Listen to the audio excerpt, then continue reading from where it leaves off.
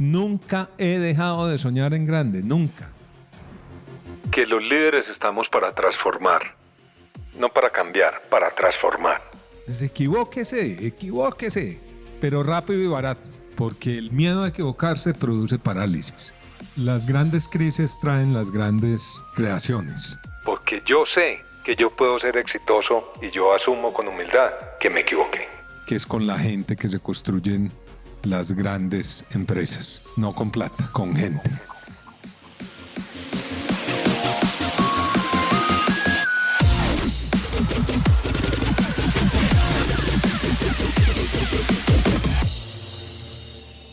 Hola, hola, hola, soy tu host, Robbie J. Fry, y este es otro episodio of The Fry Show.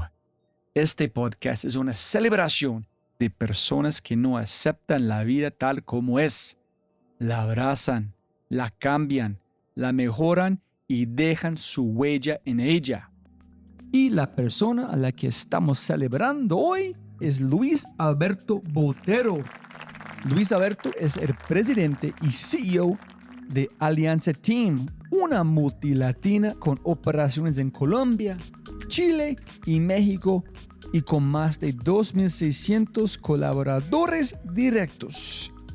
Anteriormente, Luis ocupó diferentes puestos directivos en la organización Corona, entre ellos vicepresidente de mercadeo cooperativo, gerente general de pisos y paredes, gerente general de la unidad de sanitarios y lavamanos y gerente comercial, donde trabajó por 15 años. En esta conversación hablamos sobre un fracaso nivel CEO, cortinas, tragos y baldosas, el negocio de vender una ilusión, storytelling en el baño, mindset pequeño versus mindset grande, canibalizar tu propio producto y mucho, pero mucho más.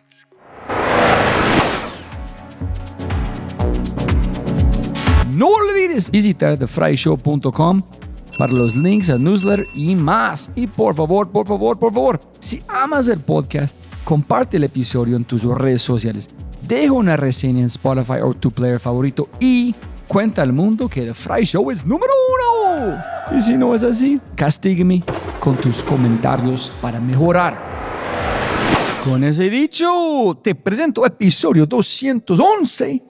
Si mejorarlo es posible, el trabajo no ha terminado. Con el presidente y CEO de Alianza Team, el magnánimo e ilustre Luis Alberto Botero.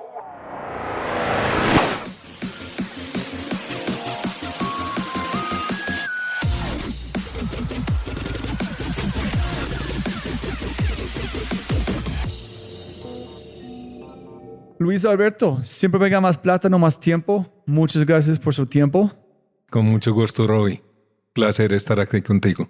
Cuénteme para arrancar, en tu vida, ¿quién ha tenido el mejor impacto positivo en tu vida? Yo creo que mis padres, definitivamente. Los dos. Primero, mi papá trabajó desde muy pequeñito. Era el menor de una familia muy grande. Desde muy pequeño decidió trabajar. Trabajó primero en las carreteras con una hermana de él que era contratista de la construcción de carreteras. En esa época existía una cosa que llamaba caminos vecinales. Y mi papá pues desempeñó una cantidad de trabajos desde llevar la nómina muy jovencito a sitios muy lejanos. Que recuerda pues estamos hablando de épocas en que toda la nómina se movía en efectivo. De gente lejos, construyendo carreteras en las montañas de Colombia. Entonces, digamos que a mí, siendo pues muy jovencito, me inspiraron mucho esas historias de mi papá de haber empezado a trabajar tan joven. Y por el lado de mi madre, pues una experiencia muy bonita fue que cuando yo tenía 13 años, yo estaba en el colegio, estudiaba en el colegio San Ignacio, y yo era de bus. Y un día salí a coger el bus del colegio cuando terminó la jornada y vi a mi mamá en el parqueadero, parada al lado del carro, y me llamó, mono, ven. Entonces fui, ¿qué pasó, mamá? Me dijo, ven que tienes una cita de trabajo en El Éxito. Yo tenía 13 años. El éxito en esa época lo manejaba su fundador, don Gustavo Toro. Y fuimos a la oficina de él, ahí donde queda el Éxito de Colombia hoy en día, y eran las oficinas del Éxito. Y entonces mi mamá me presenta al señor Gustavo Toro, que tenía una camisa blanca de manga corta y una corbata café. No se me olvida esa presencia de ese señor majestuosa. Y le dice: don Gustavo, aquí le traigo pues a mi hijo para que lo conozca, a ver si le da trabajo en vacaciones. Y yo trabajé en vacaciones en el Éxito, cargando mercados, surtiendo las góndolas, desde mis 13 años hasta los 17, todas las vacaciones.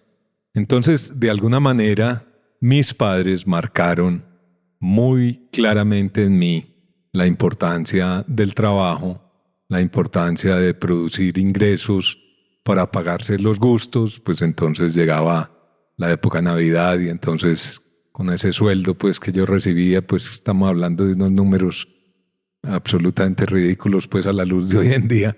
Pues podía comprar los zapatos que quería o podía planear una ida a Coveñas o cosas de ese estilo. En este momento, Luis, ¿tú estabas consciente de poder de tener la capacidad de trabajar? ¿O tú pensás, hijo de madre, por qué mis amigos están allá disfrutando? Yo tengo que... No, la verdad yo disfruté mucho desde el primer día y aprendí mucho porque esa familia Toro tenía unos integrantes muy particulares. Había un señor que se llamaba Mario Toro, que era el que se encargaba como de la supervisión del almacén.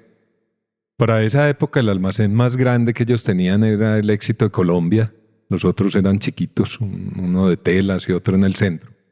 Y este almacén era el primero como por departamentos, llamémoslo así. Ellos habían comprado a Sears, el local de Sears, que fracasó en Colombia, y establecieron allí su negocio. Y don Mario tenía como la función, me imagino yo, de recorrerse el supermercado todo el día. Don Mario era de pantalón negro, camisa blanca de manga larga y corbata negra. Y recorría el almacén todo el día. Entonces de pronto me decía: joven, venga, traiga un trapo. Hay que limpiar esta góndola. Esto está muy sucio. Pero, digamos, de él aprendí mucho el tema de la observación del consumidor. Él estaba todo el día era mirando cómo compraba la gente, qué compraba, dónde hacía falta surtido, dando pues instrucciones para que surtieran. Era una persona muy pendiente de esas cosas y a mí eso me fascinó. Y de verdad, otra de las anécdotas simpáticas era cuando cargaba mercados de la caja registradora al parqueadero. Había unas señoras que salían a coger el bus en la calle Colombia. Y esas señoras me daban propina en billetes. Pues en esa época eran billetes de $1, de 2 o de 5. En cambio, las señoras que les sacaba el mercado y se lo montaba al parqueadero en un carro, me daban propina en monedas. Es muy particular cómo valoraba la ayuda un nivel de persona y otro nivel. Pero bueno, son anécdotas. Don Gustavo. Sí. En es uno de los founders de Éxito. Del Éxito, sí, sí. ¿En cuántos éxitos, cuando empezaste a trabajar allá, cuántos éxitos habían en Colombia? No, solo existía como almacén grande el Éxito de Colombia. En el primero grande. ¿En serio? Exactamente. So, tú eres parte de este patrimonio de Colombia. Exactamente, trabajé en el primero grande. En este señor estaba allá pendiente, constantemente, sí. en tus palabras, en la calle, aprendiendo, la calle. no en la oficina mandando. No, en la oficina mandando. En la oficina mandaba don Gustavo, que también era pues muy cercano a los proveedores y muy cercano a la gente. Pero en el almacén, yo recuerdo a don Mario. ¿En él fue como un gran ejecutivo en este momento o no? ¿O fue solamente una persona como con negocio? No, yo creo que don Gustavo Toro fue por decírtelo de alguna manera, como es una startup hoy en día. O sea, fue muy innovador en la creación de empresa y en la cercanía al consumidor. Como Don Alfredo en Frisbee, como este estilo. Posiblemente, sí. Yo empecé trabajando en el Éxito a los 13 años. A los 17 cumplidos iba a entrar a la universidad, entonces no era compatible con el horario de esas vacaciones de diciembre del Éxito. Entonces mi papá me dijo: ven para mi oficina. Él trabajaba en seguros. Entonces en la oficina fui mensajero. Hay una anécdota para esa época. Gonzalo Alberto Pérez, hoy el presidente del Grupo Sura, era el gerente, estaba muy jovencito y era el gerente de la oficina Camino Real. Entonces la oficina de mi papá era cerca de la oficina Camino Real. Entonces cuando eso no existían pues computadores, todo se hacía en papel. Entonces siempre que se hacía una renovación de una póliza había que llevarla a la oficina. Entonces yo era el mensajero que iba y llevaba la renovación de la póliza a la oficina. En muchas de esas idas a la oficina de Camino Real, pues digamos al principio mi papá me acompañaba pues para que no me fuera a perder o para decirme pues con quién tenía que hablar. Y mi papá caminaba muy rápido. Entonces esa es otra cosa, aprendí lo valioso que es el tiempo. Le decía, ¿por qué caminas tan rápido? No, porque es que hay que caminar rápido, porque hay que cumplir las citas, porque hay que llegar a tiempo, porque el tiempo es muy valioso. Y entonces ese fue otro aprendizaje interesante. Pero mira, yo entonces trabajé de mensajero, vendí cédulas de capitalización. Un día en el periódico El Colombiano en Medellín salió un aviso en la primera página que decía: se buscan vendedores del sorteo extraordinario Navidad. Y entonces yo me apunté. Entonces fui a la oficina de mi papá y le dije: mira, tú que vendes tantos seguros y tienes tantos amigos y toda esa gente importante en Suramericana, ¿por qué no me das una lista? Yo les vendo el sorteo extraordinario de Navidad. Y me fui y estamos hablando, yo recuerdo que era el doctor Jorge Molina, era el presidente de Suramericana, pero había ejecutivos muy importantes. Ricardo Sierra tenía alguna vicepresidencia, José Alberto Vélez, hoy ellos amigos míos, pues yo era muy sardino. Pero había una persona en particular que se llamaba Fausto Pegui, que era el gerente de mercadeo. Y cuando llegué a venderle el sorteo extraordinario de Navidad, me dijo: no te va a comprar. Y la razón de que no te vaya a comprar es una: tu papá, que vende seguros, está acostumbrado a que le digan no. Y tú Debes acostumbrarte también a que te digan no y aprender lo que significa el no en los negocios. Entonces no te va a comprar. Todos los otros me hicieron el favor, me compraron. Yo ese año me gané el título al mejor vendedor del sorteo extraordinario Navidad, que era un premio sorpresa que nunca recibí, porque nunca me lo pagaron, nunca me lo entregaron. Entonces aprendí pues lo frustrante que puede ser el trabajo en ventas. Con un amigo nos inventamos, o un amigo se inventó los mataburros para los jeeps y para las camionetas en una época en que había mucho auge de jeeps y camionetas en Medellín. Entonces yo iba a las bombas de gasolina por la noche, los fines de semana, a esperar que llegaran esos carros y venderles mataburros. Son esos búmperes pesados adelante que defienden, como los que tienen los carros de policía de Estados Unidos. Que eso es prohibido hoy en día aquí en Colombia tenerlo, pero bueno. Un amigo tenía una distribución de llantas, entonces yo vendía llantas para camionetas. Y en el no, ¿quién dio este no? Que no voy a comprar porque tienes que aprender en un no. Un señor que se llamaba Fausto Pegui, que ya no vive, y era el gerente de mercadeo de Seguros Suramericana. Y tú en ese momento dices: listo, huevón, no hay problema, voy con los otros sí. ¿O tú aprendiste? Aprendí, digamos, el poder de un no. O sea, sobre todo cuando un no es rotundo. Cuando un no tiene manera de convertirse en un sí. Porque tú a veces entiendes que hay nos que son con duda y tú los puedes convencer. Hay otros que son definitivamente no. Entonces dice don Fausto: no, yo vuelvo mañana. Y el próximo día estoy en el parque esperando. No dijiste. Sí, esa, en realidad la experiencia no fue simplemente pues de 3 minutos. La experiencia fue un poquito más larga. Me oyó todo el cuento, todo mi racional de por qué se podía hacer rico pues el 31 de diciembre. Y después me dijo no. Y finalmente, cuando termino el colegio, presento a la Universidad Nacional para estudiar Ingeniería Civil, porque mi pasión era la física, particularmente me soñaba con construir puentes, y entra a la Universidad Nacional en paro. Me dicen en mi casa: ¿por qué no te presentas a otra universidad? Por si de pronto esa universidad queda cerrada. Y decido presentarme a AFIT, a Administración de Negocios, y pasé a AFIT. Entro a AFIT pensando que iba a estudiar unos pocos semestres mientras abrían la Universidad Nacional, y me fui entusiasmando, y particularmente me entusiasmó mucho toda el área de marketing, Y con los años pues me fui metiendo en eso y así empecé mi vida profesional, muy apasionado por el mercadeo inicialmente y luego pues por temas relacionados con la gente y la dirección de empresas. Ahí en esos 5 años y medio son 4 años y medio de teoría y 2 periodos de práctica de 6 meses cada uno. El primero lo hice en una compañía caleña, viviendo por primera vez por fuera de mi casa. Una experiencia pues muy enriquecedora, sobre todo para entender qué cosas de una cultura empresarial son buenas y qué cosas no lo son.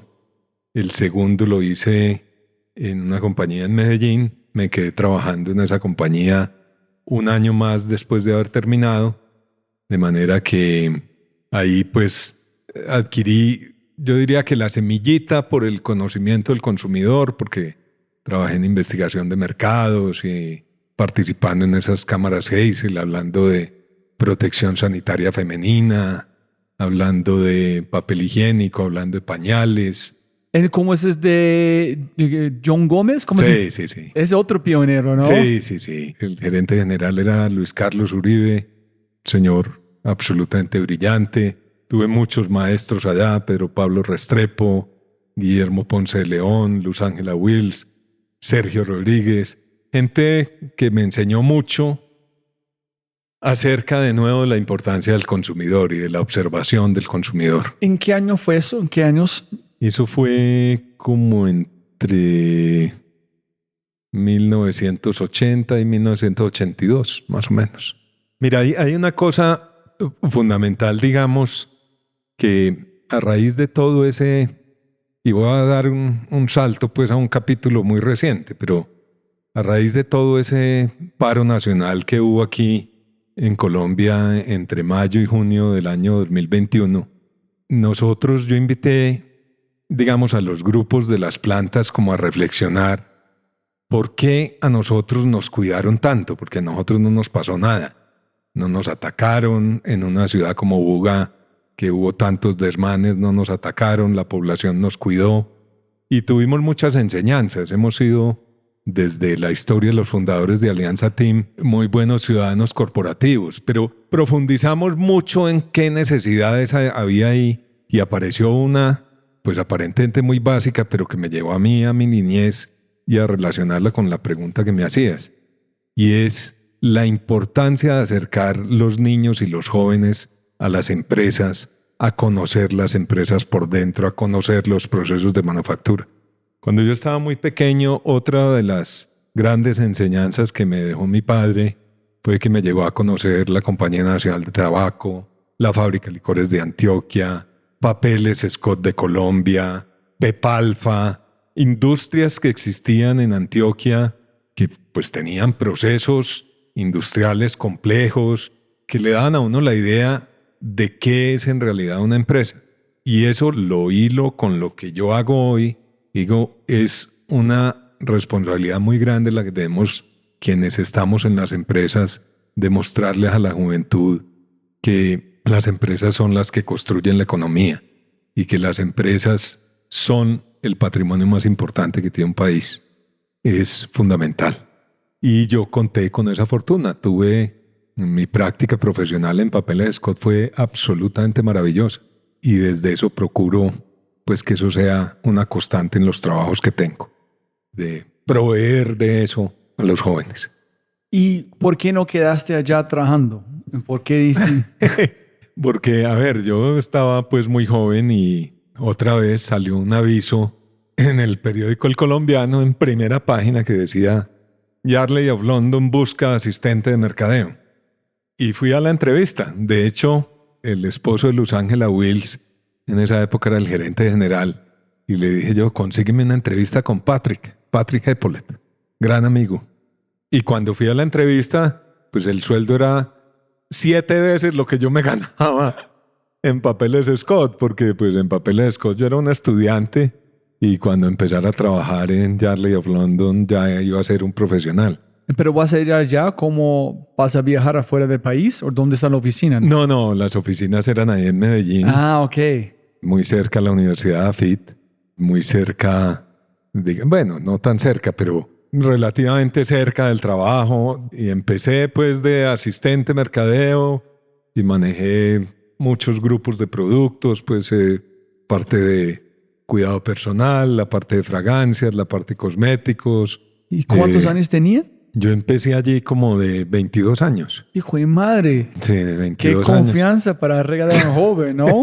Y bueno, y fui entrenado en Sudáfrica, en maquillaje, pues en cosméticos. ¿Cuánto tiempo? Por periodos de 3 meses, más o menos 2 años. Y eso fue justo cuando se estaba en pleno apartheid. Nelson Mandela ya estaba fuera de la cárcel, pero existía todavía todo ese tema de que los buses eran pues unos para los de una raza, una cosa ¿Fue muy raro para impresionante. vos vivir luego en Colombia y ir allá a ver esto? Sí, yo tenía también la fortuna por esa época de que quien había dirigido los destinos de Yardley en el hemisferio occidental había pasado a ser el director de Yardley en Sudáfrica, que era una operación muy importante. Entonces me llevó a entrenarme en cómo mercadear cosméticos. ¿Y por qué tú dijiste fue un momento muy importante por ir allá? Pues porque, primero, digamos, me abrió los ojos al mundo.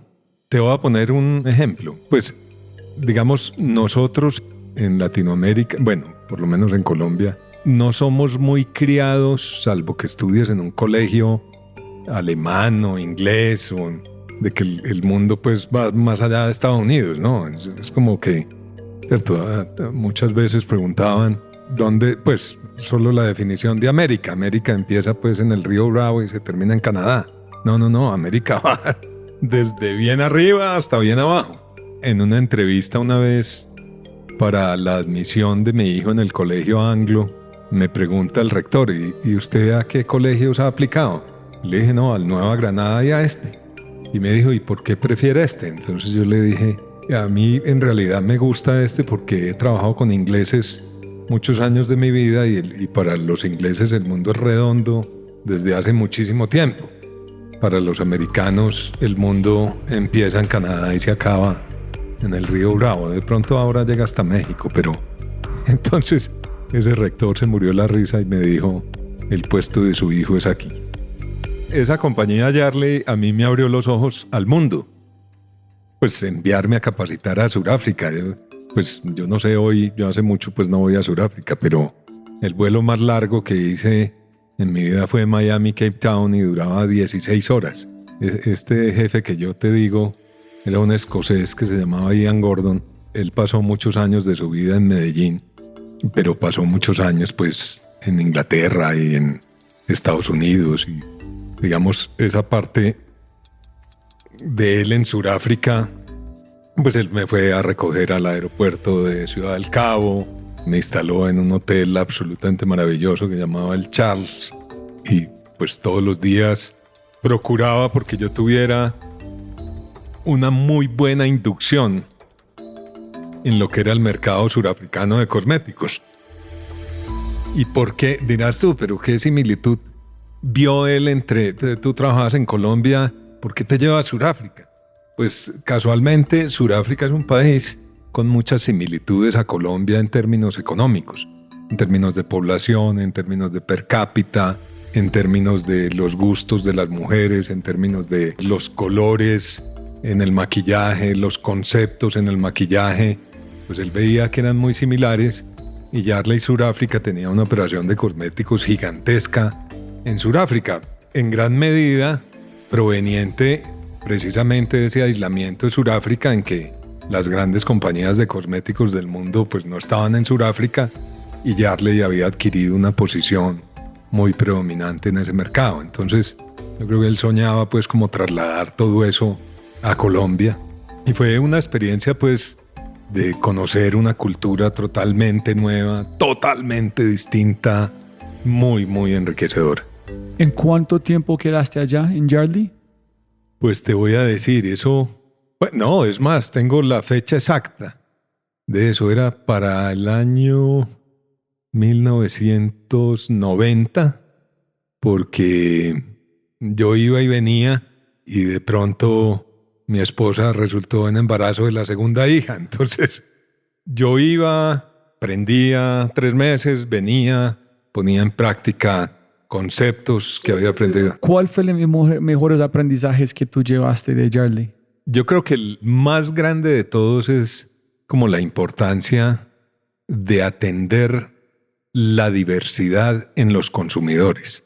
Cómo se pueden desarrollar conceptos para atender e identificar segmentos de mercado absolutamente diversos que pueden no ser del interés de otros. Temas de diversificación cultural, en temas de, por ejemplo, nosotros para esa época en los cosméticos estábamos apelando en lo que era maquillaje a clase media alta y estábamos abandonando un segmento grandísimo que era la clase media baja y hasta la clase baja.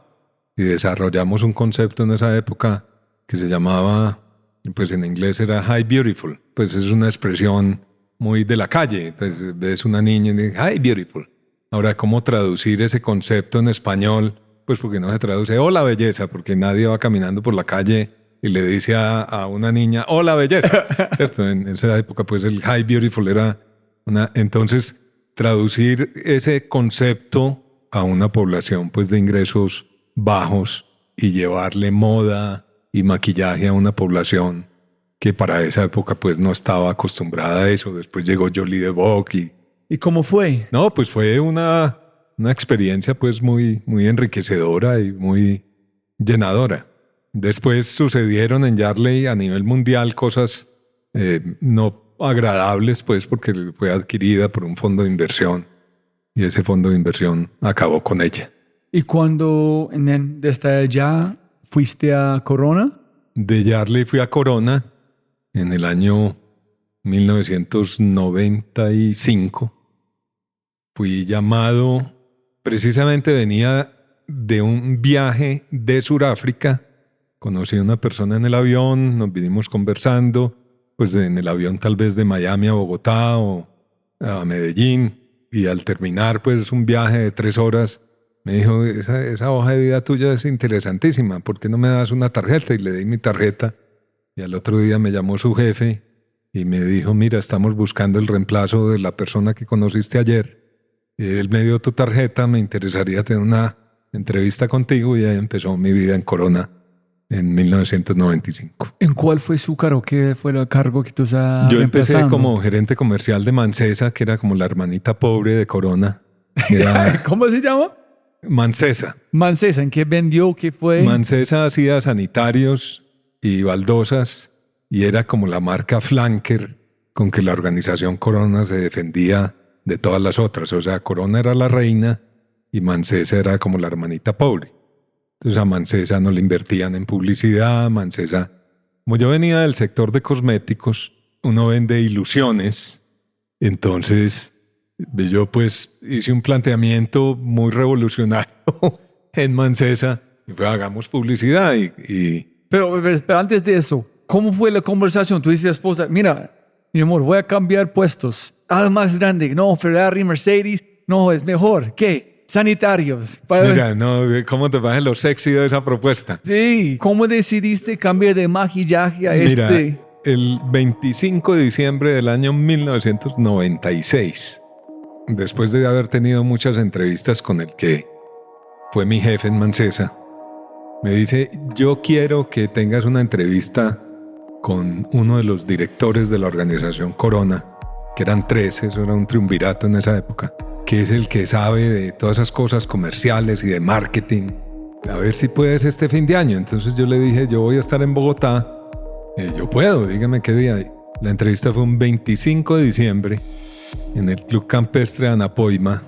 Me recogió un carro en Bogotá con un chofer y un guardaespaldas.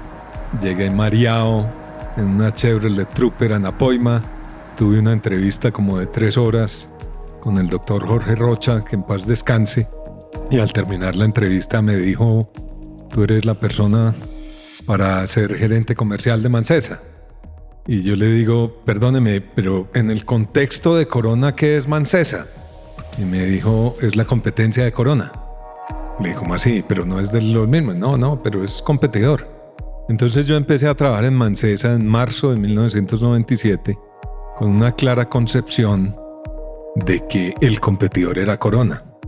Entonces enfoqué todos mis esfuerzos y conocimiento de mercadeo hacia crearle un concepto a la marca Mancesa. Eso lo hicimos con una agencia de publicidad de Medellín en esa época, con la tienda creativa, con Juan Carlos Molina, y la campaña se llamaba Ideas Mancesa con mucho gusto y mostraba como la importancia del disfrute de los espacios del baño y la cocina, cosa que Mancesa jamás había hecho. Y esto le empezó a causar problemas a la marca Corona. Entonces un día me llaman, me dice mi jefe: Te invitan al piso 10 del World Trade Center, donde se reúne la Junta de Corona, a que expliques la campaña de Mancesa. Entonces yo entré a la reunión, me dijeron: por favor pon el comercial. Eran 3 comerciales de televisión. Yo puse a mi cassette de 3/4. Cada que veían un comercial me decían: ¿lo puede poner otra vez? ¿Lo puede poner otra vez? ¿Lo puede poner otra vez? Y ahí la Junta miraba y callada. Y muchas gracias, Luis Alberto. Entonces yo salí otra vez con mi cassette, ellos se quedaron ahí. Unos meses después va a mi oficina en Medellín, quien fue mi jefe después muchísimos años y de quien aprendí mucho, el doctor Francisco Arango. Cariñosamente lo llamábamos Paco, y me dice: Paco, Corona ha tomado la decisión de reorganizar todas sus empresas de artículos de la edificación en una sola empresa. Son 5. Queremos unir la parte comercial y te hemos elegido como la persona para liderar ese proceso. Vas a trabajar con Booz Allen y si te va bien, pues tú quedas a la cabeza comercial de la organización. Si te va mal, pues te va mal. Entonces ese es el desafío, te tienes que ir a vivir a Bogotá. Primero pues inicialmente pues en un hotel, mientras pues logras trasladar tu familia, y después es en Bogotá. Entonces en enero de 1997 llegué a vivir a Bogotá y a liderar todo el proceso de transformación comercial de la organización Corona, y ahí estuve 15 años. 5 años primero como gerente comercial y después 5 como gerente de un negocio y 5 como gerente Necesito de mucho más detalles. Primero, este momento de Jarly hasta Mancesa, ¿este fue un lateral o fue como una elevación o cómo fue algo diferente? ¿Cuál fue la...? Digamos que fue un lateral, pero con un cambio pues sustancial de negocio. Pues es de cosméticos, va a pasar a vender sanitarios y baldosas. ¿Pero por qué dijiste sí? Porque a mí pues esas cosas me gustan. Pero igual hace 12 años tomé la decisión de pasar de eso a alimentos. ¿Pues por qué? Pues porque sí. Entonces no fue algo racional, solamente fue otro reto. No me importa Sí. qué es. Sanitarios, reemplázalo con carros. Igual para mí. Un desafío distinto. Sí. Pero tú viste la oportunidad de mercadeo, de aplicar que todo lo que has aprendido. Absolutamente. Absolutamente. Cuando este señor dijo, tú tienes que matar Corona, ese es tu enemigo. Sí. Tú dijiste, listo, güey, me voy. Sí. So, Sí. esa es oportunidad de mercadeo. Si ese es como el perro Total. feo de la voy a hacerte más lindo de todo el mundo. Y mira qué tan interesante que muchos años después yo acabé con la marca Mancesa. Tuve esa responsabilidad de concentrar todos los esfuerzos de la organización Corona en términos de baldosas y sanitarios, de concentrarlo en Colombia en la marca Corona y abandonar la marca Mancesa. Si yo entiendo, no sé si es de propósito o de suerte, es como Google hace cuando ellos tienen muchos proyectos aparte, tratando de matar los proyectos actuales, y si funciona, empiezan a ser el proyecto principal. Entonces este fue como un proyecto sucio, y me dijo, listo, miren qué tú puedes hacer. Y tenía éxito, van a reemplazar el negocio real. ¿Este fue su visión o solamente fue, mira qué tú puedes hacer con este No. inversión? Yo pues la verdad, yo creo que ahí hubo mucho de sorpresa para quienes en esa época tenían la responsabilidad de las 2 marcas. De sorpresa de cómo en una marca que aparentemente era la marca barata, Menos sexy. menos sexy, se podía crear un poco de sex appeal inclusive quitarle consumidores a la que era sexy. No fue la gente de Corona, pero hey, ¿cómo hiciste? Cuéntanos más, queremos hacer... No. Eso era una época de mucha arrogancia. Eso muy interesante cuando en una organización se piensa que se compite entre ella misma. Eso es como mirarse el ombligo. La competencia está afuera.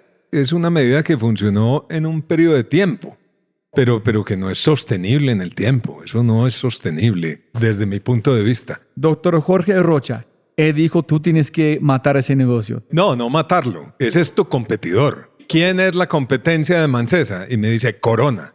No me habló de Cerámica Italia, no me habló de Alfa, no me habló de otras marcas que había en el mercado. Era una persona demasiado inteligente, el doctor Jorge Rocha. Pero había algo de arrogancia en Corona de pensar que sus competidores no eran fuertes y no podían hacer nada. ¿Cuál fue que tú mostraste? Eran 3 comerciales de televisión. Uno mostraba el disfrute del baño, una señora bañando a su bebé en una bañera. Anecdóticamente, ese bebé era nieto de uno de los directores de la organización Corona y yo no tenía ni idea. No, en serio. No. Entonces, eso lo vine a saber mucho tiempo después. Yo creo que nunca fue público que era su nieto. Además, él no sabía que su nieto estaba en un comercial. Había otro comercial que era una pareja disfrutando la cocina, hacer pues los platos de la cocina y obviamente todo el ambiente pues de la cocina era Mancesa. Y no recuerdo el tercero, yo no me acuerdo porque eran 3, porque pues era baños y cocinas, pero el tema era centrado alrededor del disfrute de los espacios. Y cuéntame eso, Luis. ¿Por qué fue tan exitoso? ¿Fue el storytelling, la capacidad de contar una historia con amor, conectarlo con el consumidor? ¿Fue la velocidad en constancia, ser top of mind? ¿O 3, Corona nunca hizo nada así? No. Yo creo que fue la primera. Yo pues, definitivamente estoy convencido de que fueras a contar a un consumidor de clase media, media baja o inclusive de clase baja, que él podía disfrutar sus espacios igual de bonitos, igual de lujosos que con una marca que valía 15% más o 20% más, pues era muy atractivo.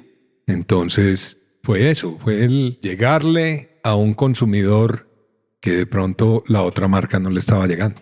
Eso es tan importante, es como la señora de podcast, Carlos Osorio, una vez hablando, como muy inteligente de MIT, Harvard, hablando, ¿cómo vamos?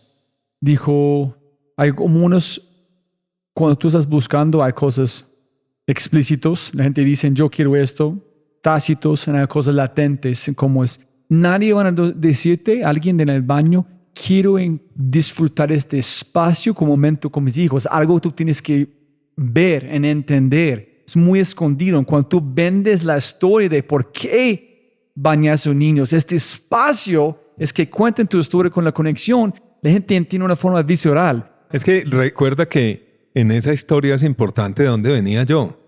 Yo vendía ilusiones, es decir, tú no te echas un perfume y racionalmente dices, uy, soy más sexy porque me eché este perfume. No, pero la idea que tiene tu Imaginarium es que al tener un aroma a madera o un aroma a lo que sea, pues de los perfumes, pues en las mujeres, lo que sea, pues vas a ser más atractivo o más atractiva. Pero es conceptual, meramente conceptual. O sea, eso no tiene una aproximación racional. Ese es el punto. Tú dijiste a ellos, hey, miren, tenemos un reto. Tenemos que vender un concepto. Claro, total. ¿Cómo fue la conversación? La conversación, es que me acuerdo, la conversación, si Juan Carlos Molina escucha alguna vez este podcast, la conversación con Juan Carlos era, tenemos que venderle una ilusión al consumidor. El consumidor no se gasta una plata remodelando un baño o remodelando una cocina sin un aliciente de que eso va a ser mejor, de que va a tener un mejor disfrute o va a ser... Bueno, y de todas esas conversaciones salió esto de Ideas Mancesa con mucho gusto, que mostraban el disfrute de los espacios. Con una ventaja para ese momento comparado con lo que yo tenía en Yarley antes. Y es que Yarley, al ser una compañía de cosméticos, pues en su esencia es una compañía de marketing. Entonces, todos saben de marketing, todo el mundo sabe, todo el mundo opina, todo el mundo tiene una mejor idea, todo el mundo piensa que la tuya no es y la de él. Sí, en esta compañía esa concepción no existía, la concepción de marketing. Entonces, pues trajeron al que sabe de eso, pues haga lo que sabe hacer. Entonces, sin ningún obstáculo. Entonces, Jorge Rocha, ¿no? Jorge Rocha. Entonces, don Jorge Rocha contrató un mago. Pues todo esto pues yo en eso quiero ser muy respetuoso. Todo esto es porque pues uno conforma un equipo también con que lo puede hacer, con que lo puede ejecutar, gente que se entusiasma con las ideas. Entonces, listo. Ellos invitaron, muestra el video. ¿Tú sabes qué está pasando o solamente ellos dijeron estamos buscando un reemplazo, muestra qué has hecho o solamente es muéstranos tu producto, muestra qué has hecho con la propaganda? Sí, muéstrenos y chao. Entonces tú no sabes nada que está pensando. No, unos meses después me doy cuenta de que estaban pensando en reestructurar todo el tema comercial de la organización Corona y de las plantas y todo eso y me llaman y me dicen, venga, lidere usted el cambio desde el punto de vista comercial y desde el punto de vista de mercadeo para que estas empresas sean una sola frente a sus consumidores. Entonces, diseñen la estrategia de las marcas, qué marca atiende qué, diseñen la estrategia de canales, cómo se va a vender, diseñen la fuerza de ventas y en eso pues trabajamos un periodo largo de tiempo. Muy pilo, ¿no? De poner este reto, tener voz allá en la suerte. Fascinante. En ver fascinante la oportunidad y no la amenaza en ser holy shit. Podemos reestructurar todo alrededor de esta idea y mejorar toda la empresa. Matamos. Fascinante, wow. Fascinante, pero eso fueron años y ahí hubo pues un claro liderazgo de parte de quien era, digamos, la cabeza de ese negocio de artículos para la construcción de Corona, que era el doctor Paco Arango, pues el doctor Francisco Arango, Paco Arango, pues a quien estimo muchísimo y fue mi gran maestro muchos años, pero del cual aprendí pues muchísimo y fue el gestor de todo eso. En este momento tú estás pensando, voy a ser presidente de Corona en un momento de mi vida, estás pensando en ambición de dónde quieres ir, que ese es un momento en tiempo, me voy a otra empresa. En ese momento de mi vida, sí, en ese. Sí. Claro Okay. Que sí. Tú estás pensando ya. Claro. Ok. Total. En Yardley tú fuiste a las calles hablando con las mujeres, hablando de todo, o solamente en Corona, o desde toda su vida. No, desde toda mi vida. En Yardley, digamos, la experiencia mayor la desarrollé en los puntos de venta. Hablando con clientes. Hablando con clientes, hablando con las impulsadoras, que eran 250 impulsadoras en los puntos de venta. ¿Y este fue muy Luis Alberto o este fue muy estilo Yardley? Luis Alberto. Nadie en Yardley están allá con vos en la calle. No. Y te puedo decir en la organización Corona igual. La organización Corona fui de la calle, de los clientes, de conversar con los clientes, digamos, trabajar mucho desde las necesidades de los clientes. Mira, nosotros en esa época desarrollamos un programa Maestría Comercial. Y ese programa de Maestría Comercial, precisamente lo que hacía era enseñarle a la gente del equipo comercial, de toda la organización, que todo nacía en las necesidades de los clientes, en la observación, en los puntos de venta, el estar en la calle, el estar conversando con los distribuidores, una profunda observación del consumidor y los puntos de venta. Digamos, toda esa hipótesis de que los equipos comerciales se desempeñan muchísimo mejor en la medida en que entiendan las variables, cómo compra un consumidor y cómo compra un distribuidor. Y nunca en tu mente, Luis, nunca empezaste de rodearte con gente diferente, empezar a cambiar su comportamiento, en ser más de oficina. Sí. No, cero. Yo llevaba varias entrevistas con el presidente de la Junta de Alianza Team entre los meses de enero y marzo del año 2010. Caí en cuenta que nunca le había dicho eso. Yo soy de la calle, a mí no me gusta la oficina. Entonces apunté en mis notas que llevaba de todas las reuniones que tenía con él. Apunté a hablar con Carlos de la calle. Entonces fue muy simpático porque estábamos ahí en el Café Pomerillo y le digo yo, oye, a mí se me ha olvidado decirte que yo no soy un hombre de oficina. Y me dijo, ¿cómo así? Le dije, a mí no me gusta estar en la oficina, a mí me gusta estar en la calle, a mí me gusta viajar, a mí me gusta visitar los clientes, a mí me gusta la calle y pues las plantas, pero estar en la oficina en un horario, a mí eso no me gusta. Entonces me dijo, quédate tranquilo que en algún momento en mi vida yo fui de la junta de Azocolflores y una vez me tocó respaldé muy fuertemente a quien era el presidente de Azocolflores porque un miembro de la junta se quejó de que nunca lo encontraba en la oficina. Y yo le dije, pero ¿acaso nosotros le pagamos a un presidente para que caliente nalga en un asiento? Los presidentes tienen que estar donde está el movimiento, ¿no? De manera que no te preocupes, que yo no espero eso de ti. Eso, digamos que hace parte de mi esencia. Yo soy así. Yo no conozco mucha gente como vos que de tu nivel que de verdad hablan con la gente. Después de cometer una posición de poder, entre comillas, van a desaparecer porque reunión. Nunca está allá con la cara deambulando con la gente. Pero eso llama la atención, Robert, sobre un aspecto de disciplina muy importante. Uno tiene que agendar esos espacios. No los puede dejar al azar. No puede dejar, no. Entonces yo agendo. Todas las semanas está en mi agenda un espacio para salir al mercado. Todos los meses está en mi agenda un espacio para hablar con clientes. Todos los meses está en mi agenda varios espacios para hablar con todo el equipo pues, que hay en Alianza Team. Entonces, cada vez que tú tienes más responsabilidad, más importante agendar en separar este espacio, ¿por qué no? Absolutamente, porque si no, te come la agenda, te comen las reuniones no planeadas. No. Hay que, digamos, el tiempo hay que planearlo muy bien para abrir esos espacios. Claramente son parte del trabajo de un presidente. Y en Karen, Charlie, en Corona, etcétera, la gente nunca dijeron qué está haciendo este chico, dónde están. No están en la calle hablando, pero porque no entiende. La gente entendieron que tú estás brindando un montón de valor. Ahí está esa anécdota de don Hernán Echavarría, que llega a mi oficina un día a las 10:30 de la mañana. Él tenía en esa época por ahí, bueno, estaba bastante mayor.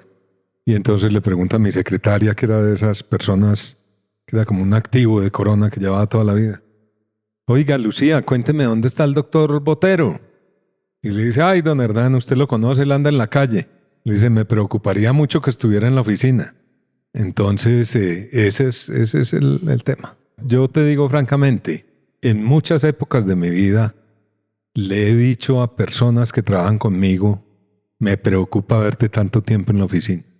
Ahora, en eso uno tiene que ser también cuidadoso de respetar la autoridad que uno ha delegado a otros, ¿cierto? Por ejemplo, yo también visito los proveedores, no solo los clientes, los proveedores también son estratégicos para nosotros. Y en ninguna de esas conversaciones, ni con clientes ni con proveedores, igual que me reúno con personas que no dependen de mí, sin estar sus jefes, pero a esas personas, a los jefes, les digo, usted comercial, no se preocupe que yo nunca voy a tomar una decisión contraria en una reunión donde esté yo sin usted. Tampoco lo voy a contradecir en una reunión frente a un cliente o frente a un proveedor. Pero a mí me gusta palpar directamente y sin filtros lo que los clientes y los proveedores y los empleados están pensando, o los colaboradores. Entonces no se preocupe que yo me reúna con una persona que depende de usted. Yo no lo voy a contradecir a usted. Me gusta es tener información de primera mano y palpar de primera mano el ambiente, lo que está pasando en los negocios, no tener filtros en eso. ¿Y cuándo fue ese momento de decir a tu jefe, oye, hermano, tú nunca has vendido algo en la calle? Yo sí. Eso fue muy lindo. Eso yo creo que fue como en el año 1998. Habíamos contratado a Alejandro Salazar en Corona. Creo que era la primera vez que trabajábamos con él. Desde eso trabajo yo con él. Y estábamos en una discusión acerca de la internacionalización.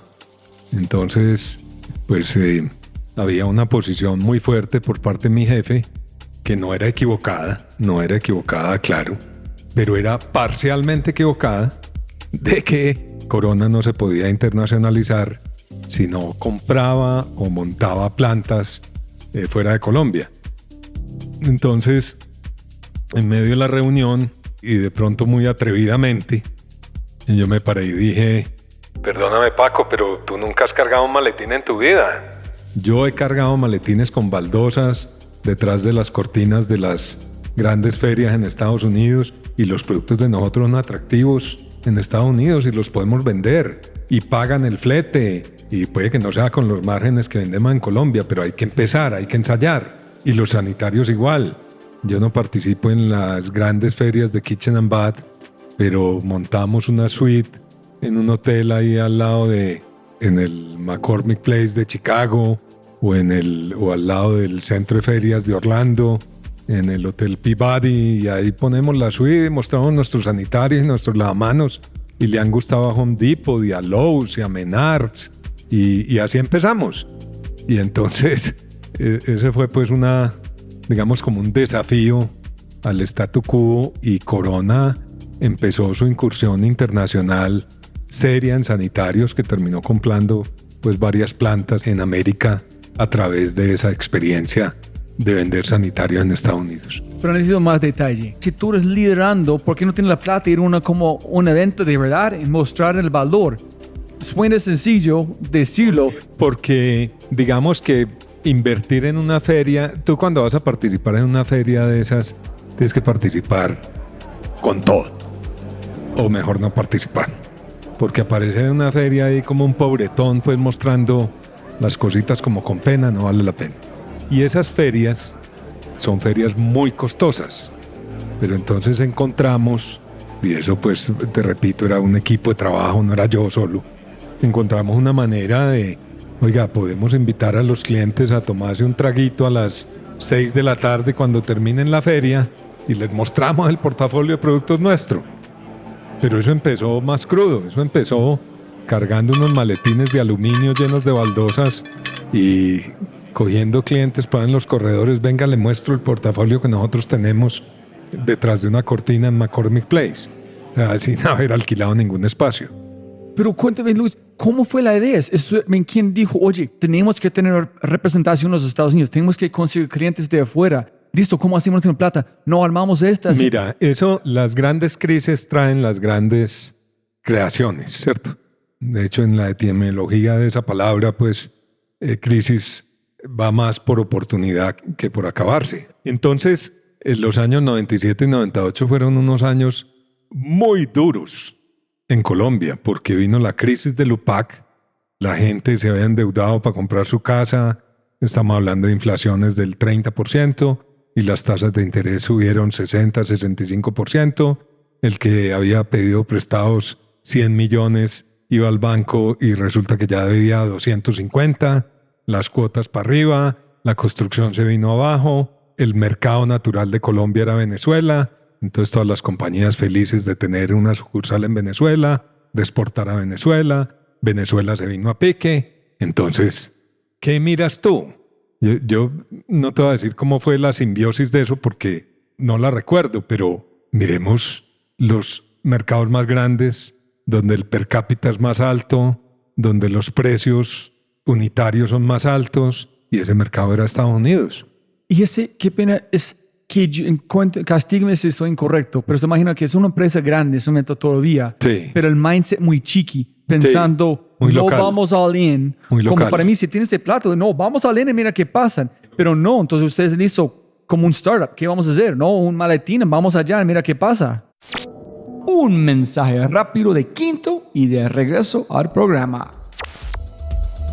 La razón número 3, ¿por qué debes usar Quinto? Las empresas invierten grandes sumas de plata en charlas, consultores y talleres para gestionar el cambio. Y cuando preguntas sobre los resultados, ¿cómo?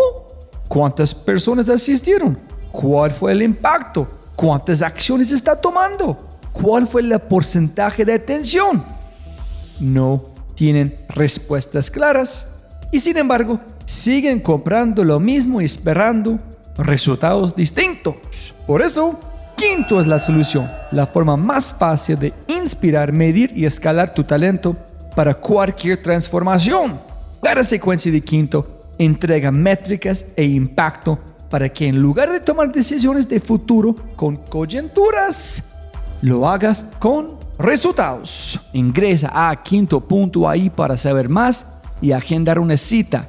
KINNTO.ai Quinto. Y para entenderlo, al final de cada podcast hay un mindset de Quinto esperándote. Así es. Eso fue mindset. Con un cóctel en cualquier pasillo. Y Miren equivocándose y perdiendo plata y volviendo a empezar. Y yo creo que la gran mayoría de compañías, y yo conté con la fortuna de trabajar en una que sí lo hizo, pero la gran mayoría de las compañías se quedan haciendo análisis en PowerPoint y en Excel y no tratan, no dan el paso. Irse con el maletín, ir a vender, chocarse, conocer el mercado. Mira, para el año tal vez 2002, yo pasaba el 75% de mi tiempo en Estados Unidos, buscando clientes, recorriendo todos los estados, recorriendo todos los distribuidores de plumbing, recorriendo todos los distribuidores de flooring, buscando cómo llegar al mercado de Estados Unidos. ¿Qué estás vendiendo? ¿Qué historia? Miren, estás viendo cuál fue como primer producto que tú llevaste en este maletín de aluminio. ¿Cuál fue cosa bien? Eran unas baldosas de cerámica de 30 por 30 o 33 por 33 marmolizadas, que eso era lo mismo que vendía todo el mundo y el de nosotros era más caro. De pronto en ese momento, porque los grandes exportadores a Estados Unidos eran italianos o españoles, entonces había un mejor flete desde Cartagena, había un producto, digamos, más affordable para el consumidor en Miami, pues porque eso era Miami, pues no todavía no estaba pensando pues irnos a ninguna otra parte, no, Miami. Había pues cierta afinidad, pero era, yo te digo, Robbie, era el atreverse a tantear, a decir, venga, investiguemos. Corona para esa época ya había hecho algunas exportaciones de baldosas y tenía un departamento de exportaciones, pero era ir un poquito más allá, donde realmente puede haber valor. Y ahí vino después toda la incursión en sanitarios y entonces empezar con Menards, que es una cadena tipo Home Depot, más como el Midwest, después con Lowe's, que es la competencia de Home Depot, tratar con Home Depot también, de venderles productos baratos.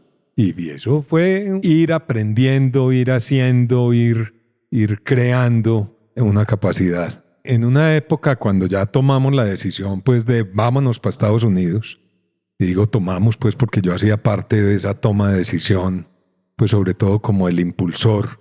Recuerdo que estábamos en una asesoría con McKinsey y nos preguntan un día, un señor de esos de McKinsey, muy fogueado, dice, como un poquito incrédulo, dice, pues esa decisión de irse para Estados Unidos, pues yo no sé, Luis Alberto, ¿tú cuánto tiempo de tu tiempo laboral lo pasas en Estados Unidos? Yo dije 75%. Me dijo, bueno, pues sí están pensando en irse para Estados Unidos. Porque el hacer es la manifestación de la intención. Si hay intenciones y yo me pongo a decir aquí que sí, que vamos para Estados Unidos y no le dedico un minuto de tiempo a estar allá y a conocer el mercado, pues el hacer contradice la intención. Entonces eso es fundamental.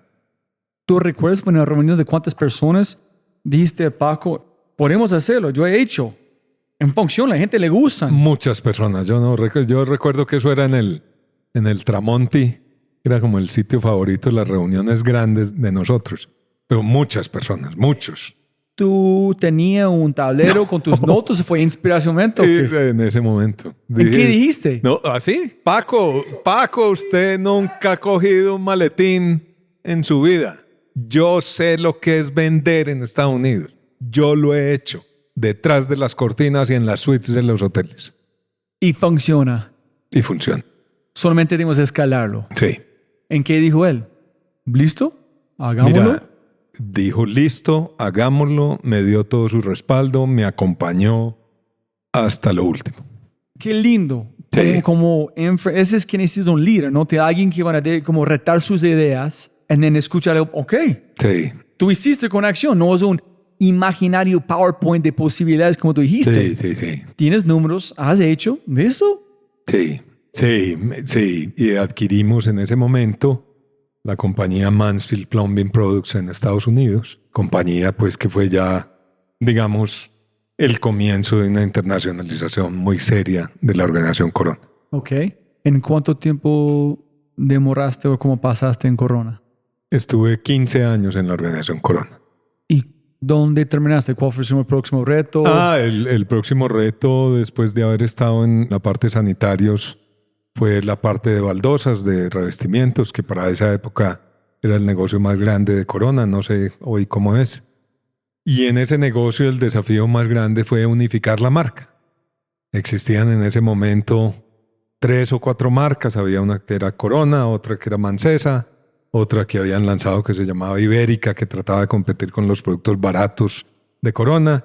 Y mi desafío más grande fue unificar todo en la marca Corona. Y lo logré. Y en los últimos años desempeñé la gerencia general de ese grupo de negocios de pisos y paredes y la vicepresidencia de mercadeo corporativa que tenía que ver con toda la coordinación de la marca Corona y el cuidado de la marca Corona en todos los negocios de la organización. ¿Esta fusión fue 4 marcas? Sí, eran la marca Corona, la marca Mancesa, la marca Ibérica y creo que había otra marca. Había una en Estados Unidos que se llamaba Orchid Ceramics. ¿En cuál fue el reto más grande de eso? ¿Cultura? ¿Talento? ¿Mercadeo? ¿Ideas? ¿Que somos el mismo equipo? El reto más grande de eso fue cómo mantener una marca tan amplia en distintos segmentos de mercado. Entonces era un reto de mercadeo, era un reto, digamos, muy funcional, pero también existía, digamos, un desafío adaptativo que era cómo la cultura de las personas que manejaban esas marcas no la estropeábamos, no quedaban como si hubieran sido unos perdedores, sino como que con esto toda la organización iba a ganar y se iba a fortalecer la marca. ¿En cómo lograste? Trabajando. Pero eso es sencillo. Dame como una historia de porque eso es increíble. Como gente dice, ay, no, Corona es terrible, somos los mejores.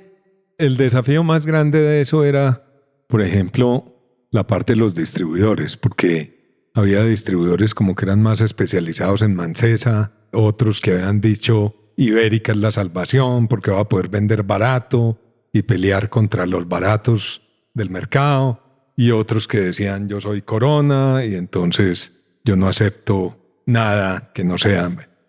Entonces ahí había un desafío muy grande, pero esto lo hicimos con un equipo comercial y de mercadeo muy poderoso y no sé, lo logramos pues porque eso está todavía hoy vigente. ¿Fue más decisiones o más conversación? ¿Tú crees que fue? Muchas conversaciones. Muchas conversaciones. A ver, una decisión que fue a partir de tal día no existe la marca Mancesa ni la marca Ibérica. Y todo lo que se empacaba en cajas de esa marca ahora es Corona. Esa fue una decisión.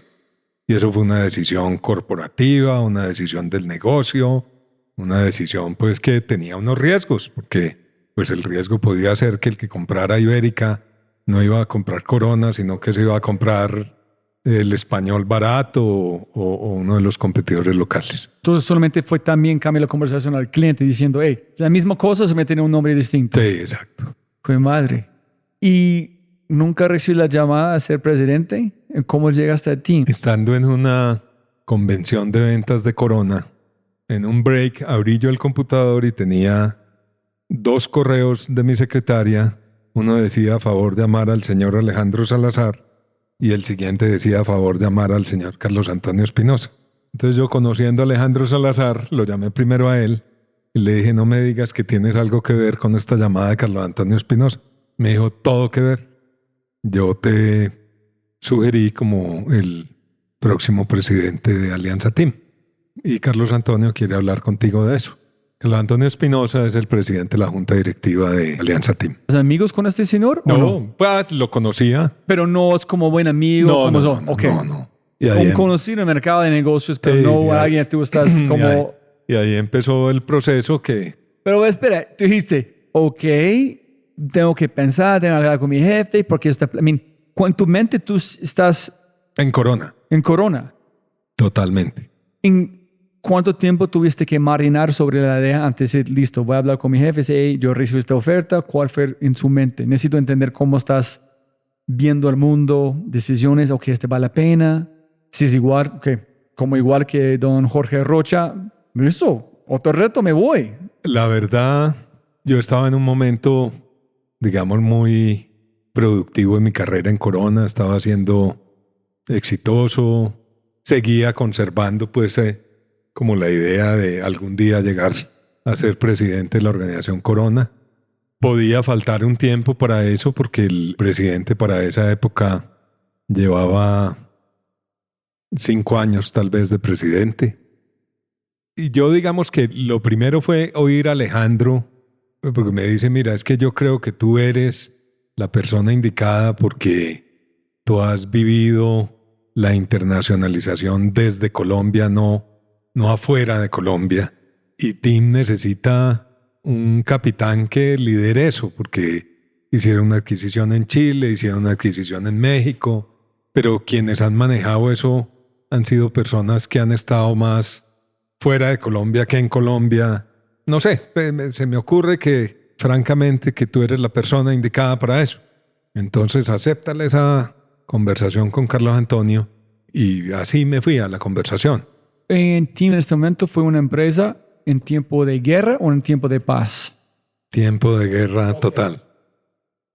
El rancho ardiendo. Cuando tú llegaste, ¿tú sabías del estado de ahora Alejandro dijo en ese momento? No del todo. No del todo, y yo me río de eso pues mirando para atrás porque pues tú no siempre tienes que decirle la verdad al que vas a traer porque de pronto te arrepiente. Pero no, fueron realmente francos conmigo pues en el sentido de decir hay unos desafíos importantes en la internacionalización, hemos adquirido estas compañías, tenemos esta sociedad en México, tenemos estos desafíos en Colombia y bueno, y tenemos pues una compañía que no tiene CEO, porque para esa época, digamos, Alianza Team no tenía un CEO porque había salido pues de la compañía. Pero las conversaciones con Carlos Antonio fueron cada vez más envolventes, más atractivas. Me gustó mucho la manera como se involucraba la Junta en el negocio, pues desde el punto de vista de la dirección de la estrategia, del acompañamiento al presidente, etc. Y llegó un momento en marzo en que tomé la decisión, así como dices tú que no se toman, así. ¿Cuántas conversaciones antes de este sí? Muchas conversaciones. Entonces, cada conversación fue más de entender si yo puedo tener un impacto, ¿por qué? Y si tengo una real afinidad con el presidente de la Junta, porque eso es muy importante. Afinidad de valores, afinidad de aproximación al mundo. Porque mira, yo, como te dije, yo estaba siendo exitoso donde estaba. Llevaba 15 años. Tenía una carrera por delante. Podía llegar. Yo no estoy diciendo que fuera a llegar porque había otros candidatos pues al mismo tiempo que yo, pero yo tenía esa aspiración. Entonces, ¿por qué iba a dejar tirado todo eso a cambio de total incertidumbre? Entonces, las conversaciones lo que buscan es reducir el nivel de incertidumbre. Nunca se logra reducir la incertidumbre a cero, pero a través del conocimiento de la cabeza de la organización, que es el presidente de la Junta Directiva. Cuéntanos si cambiaron mucho desde el momento que tú llegaste. ¿Qué era en qué es en este momento para la gente escuchando? Bueno, primero, Alianza Team es una compañía orgullosamente multilatina, digamos, con operaciones en Colombia, México y Chile, y con unas operaciones, digamos, naciendo en Estados Unidos, con una red de ciencia alrededor del mundo en que colaboramos tanto con startups como con universidades en varias partes del mundo en el desarrollo de soluciones alrededor de los lípidos. Nosotros somos una compañía que básicamente se concentra en el campo de los lípidos y las marcas.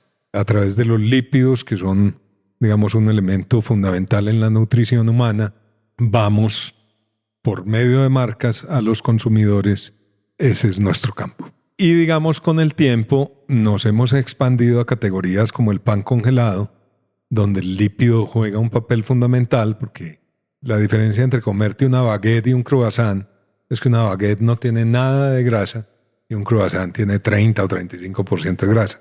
¿Cuál es más delicioso? Pues el gusto de el croissant. Obvio. Entonces, estamos en el negocio de consumo masivo, estamos en el negocio industrial, estamos en el negocio, digamos, internacional y estamos en el negocio de panes congelados. Cuando vos y yo estábamos platicando antes, tú dijiste algo de confianza, de cómo te sentiste perdido. ¿Fue cuando tú llegaste a Team o fue en otro momento? No, cuando llegué a Team.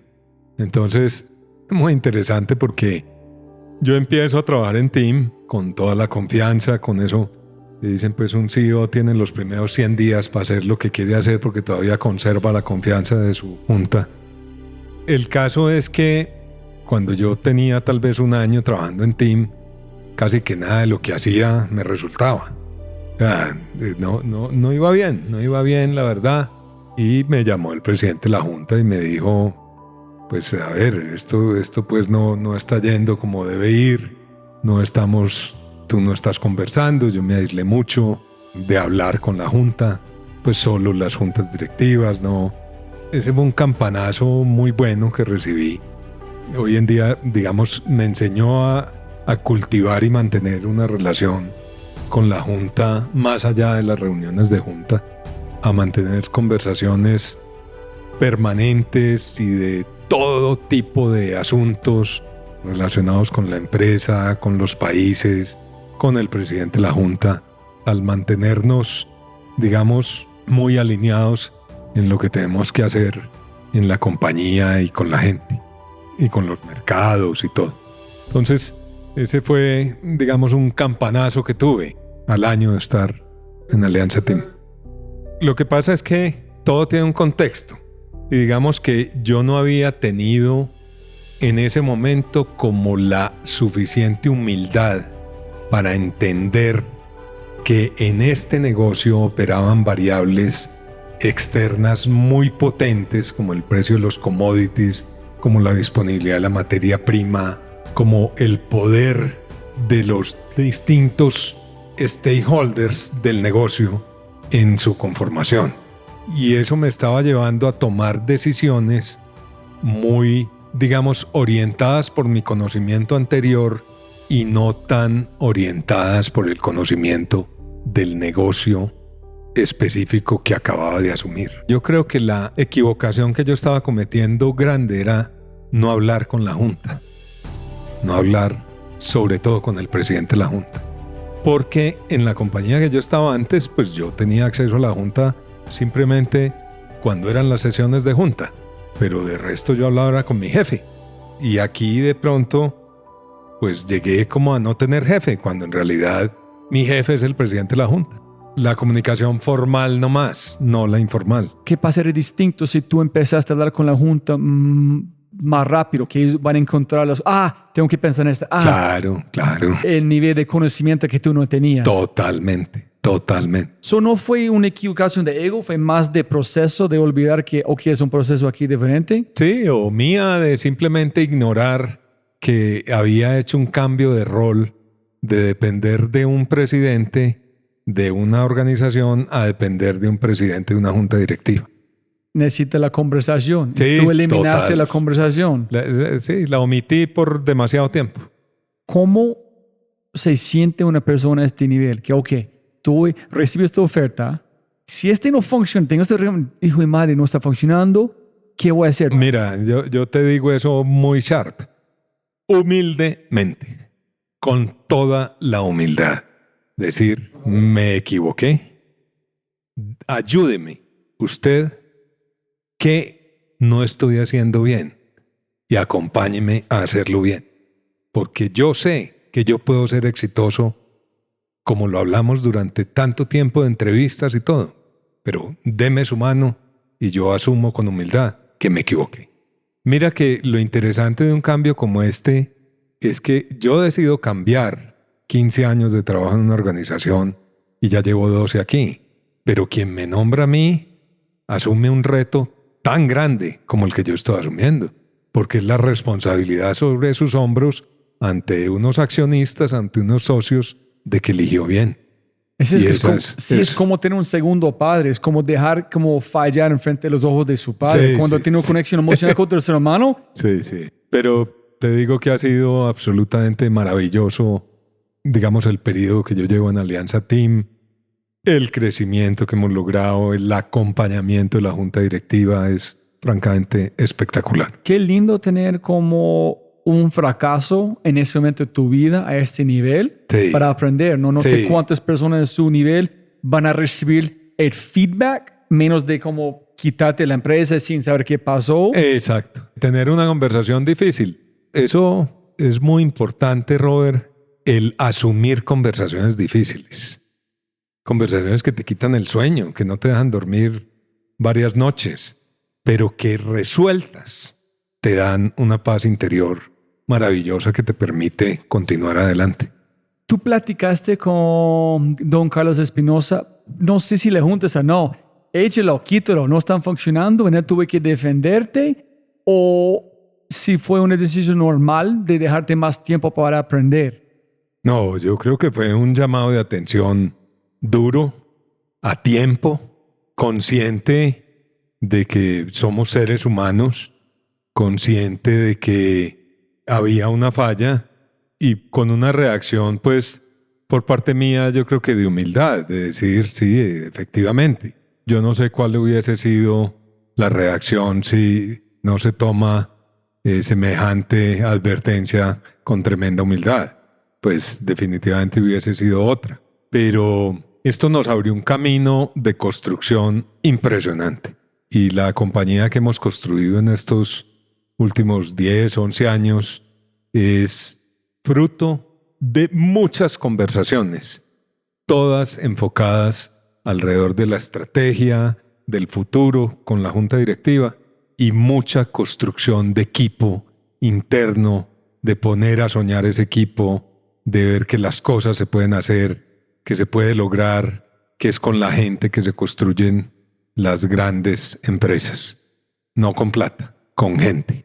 Entre inspiración y motivación en tomar acción es un paso gigante. Sí. Pero en hablar de hacer es muy diferente. Tener ganas de hacer algo, en tomar acción con tus ganas es muy complicado. Y yo quiero saber cómo puedes mantener las ganas.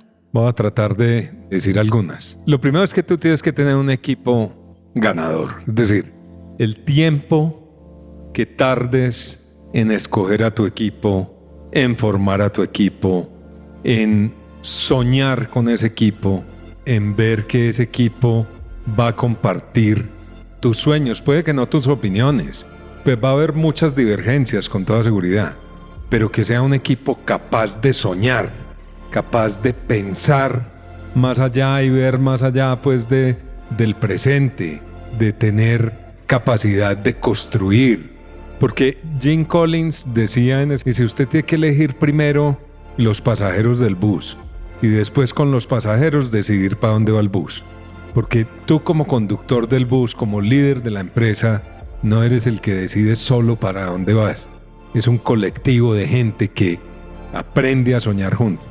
Entonces, para poder hacer eso, pues es muy importante que el líder le abra el espacio a la gente para que se pueda realizar, la empodere, pero le dé posibilidades de conocer el mundo, de inspirarse con otros y que la conversación sea permanente. Yo recuerdo que Carlos Antonio Espinosa me decía muy al principio, es que las compañías son los que conversan. Y cuando trabajamos con Alejandro Salazar y cuando hacemos nuestras sesiones internas con los métodos que aprendimos de Alejandro, pues empezamos a conversar de futuro y de construcción de sueños. El día que uno deje de hacer eso, se va al suelo. El día que deje de soñar, desaparece. El día que deje de hablar del futuro, desaparece. El día que se concentre en mirarse el ombligo y en mirar los resultados y utilice los tiempos de conversación en hablar de lo que pasó el mes pasado, desaparece. siempre hay que estar hablando de lo que viene y de cómo se construye lo que viene. Una de las preguntas que yo le hago a mi equipo, por ejemplo, siempre que vienen con un proyecto, es que estamos pensando en... Yo le pregunto, ¿de qué tamaño es tu sueño? ¿De qué tamaño? Dime, pues puede que no lo tengas claro, pero ¿tú te imaginas de cuántos millones de dólares es tu sueño? ¿Qué tan escalable es ese sueño? ¿A cuántos países se puede llevar ese sueño? Y esa es una manera de poner a pensar la gente en grande, porque vienen también respuestas. Mira, estás pensando muy chiquito. O si estás pensando que eso es para hacerlo solamente en Colombia, pues no es suficiente para una compañía que está pensando hoy en día en el mundo. Pero muchas veces a la gente le gusta cuidar su puesto en vez de pensar en grande. Porque piensan están en el lugar equivocado. Están en el lugar equivocado. ¿En dónde aprendiste vos soñar en grande? Pues así me enseñaron en toda mi vida profesional, siempre. Siempre tuve maestros en eso, siempre. Nunca he dejado de soñar en grande, nunca, nunca. Nunca que yo me acuerde he dejado de soñar en grande en donde trabajaba. Y por eso a lo mejor he durado tanto tiempo en las 3 compañías que he trabajado tanto tiempo. Es porque, digamos, compartimos esos sueños y esos valores con la junta directiva o con los dueños. Pero yo creo que hay una práctica que a mí pues a veces me recalcan mucho porque la repito mucho. Entonces, equivóquese, pero rápido y barato. Porque el miedo a equivocarse produce parálisis. El miedo a equivocarse es porque quiero cuidar el puesto, porque qué miedo que voy a perder mi puesto porque me equivoqué. Eso no pasa aquí. Aquí te puedes equivocar. Ojalá rápido y barato. Pero equivocarse tiene, digamos, puede que tenga trade-offs, pero tiene muchos aprendizajes. Y en la medida en que uno, al equivocarse, haya validado hipótesis que tuvo cuando empezó, aprendió, y eso le va a servir para el futuro. Yo pues también creo que normalmente no hay gente mala en un cargo, sino que el cargo no es apropiado para la persona.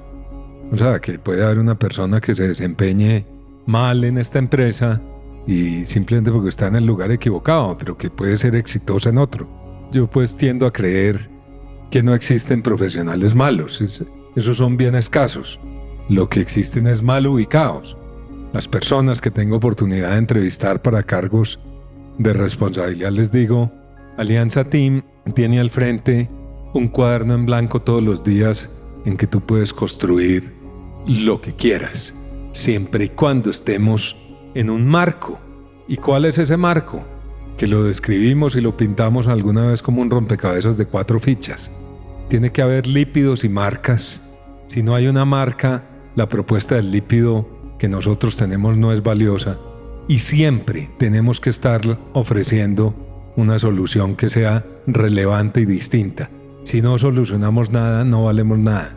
Si no somos distintos al resto, valemos lo mismo que el resto, entonces vamos a pelear por precio. Entonces siempre hay que pensar que estén esas 4 fichas juntas. Y si en esas 4 fichas juntas puedes crear, bienvenida a tu creación. Si puedes desarrollar modelos de negocio, bienvenidos los modelos de negocio. No somos cuadriculados. ¿Y cómo balancea esto, tu soñar en grande, con la parte de calle? Cuando yo llegué a vivir en Bogotá, conocí una cajera en el Carrefour que inauguraron en la calle 170 en 1998. Y la cajera era paisa. Y entonces yo le pregunté, ¿qué hace una paisa aquí? Y entonces me dijo, ay, es que yo me cansé, así hablaba bien arrastrado. Yo me cansé de asomarme en la ventana y ver las montañas nomás, porque el mundo está más allá. Y llegué aquí a Bogotá y veo todo esto. Estamos en la cima de la montaña. Igual es el mundo. Si tú no conoces el mundo y si tú no le das acceso a tus ejecutivos a que conozcan el mundo y a las personas que ejecutan estrategias que conozcan el mundo, que ven cómo se hace en Europa, que vean cómo se hace en Asia, que vean cómo se hace en otros mundos distintos a Bogotá, Colombia, o a Medellín, Colombia, o a Cali, Colombia, pues estás muerto. Entonces, nosotros tenemos una práctica y es que sacamos a la gente al mundo. al mundo, a viajar, a conocer el mercado en el mundo, no en Colombia. ¿Cómo has cambiado en tu estilo de liderazgo? ¿En cómo ves es un líder desde Yarly, Corona y aquí? Primero, que los líderes estamos para transformar, no para cambiar, para transformar. La palabra cambio normalmente opone resistencia, porque es como pasar de negro a blanco. La palabra transformación es un recorrido, es un camino que puede tener una meta, pero la construcción de los procesos, de los equipos en ese camino es lo que enriquece la sostenibilidad que esa transformación va a tener. Entonces, esa es una. Entonces, los líderes transformamos. Segundo, los líderes trabajamos con personas, con seres humanos iguales a nosotros, de carne y hueso, que tienen sueños, que tienen familias, que tienen hogares, que tienen por delante un mundo de expectativas. Y quienes lideramos las compañías debemos procurar que las expectativas de esas personas se armonicen con las expectativas que nosotros tenemos. Y que un líder ayude al desarrollo de las personas. Yo soy fruto, digamos profesionalmente, de que mucha gente creyó, en mí y me ayudó en mi desarrollo. Yo soy responsable del desarrollo. O sea, yo me ocupé de autodesarrollarme, pero tuve mucho acompañamiento de grandes líderes en el desarrollo que hasta ahora he tenido. Lo sigo teniendo acompañamiento de grandes líderes y esa es una responsabilidad que tenemos los líderes. Yo quiero retar la idea un poquito. Yo escucho a mucha gente en posiciones grandes decir la misma cosa. La gente son muy importante, pero en la actualidad no están haciendo. La gente no están felices, no están como en la Alianza Team de verdad están mostrando en sus acciones que es importante las personas, que no es una palabra que ponemos en la pared. El grado de estabilidad de las personas con nosotros.